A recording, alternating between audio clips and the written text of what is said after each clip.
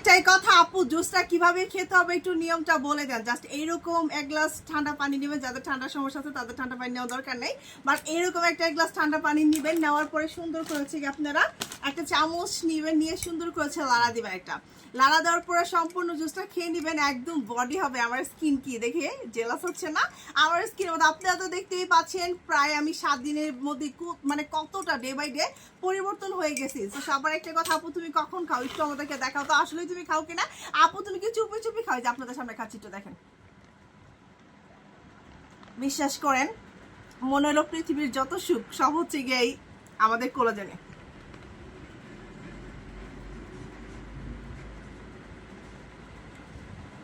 এতই মজা, রেখে রেখে খেতে ইচ্ছে করতেছে। এইটা খেলে সম্পূর্ণ বডি হবে দুধের মতো সাদা ভরসা, পা থেকে মাথা পর্যন্ত বডির যত স্পট আছে সব দূর হয়ে যাবে।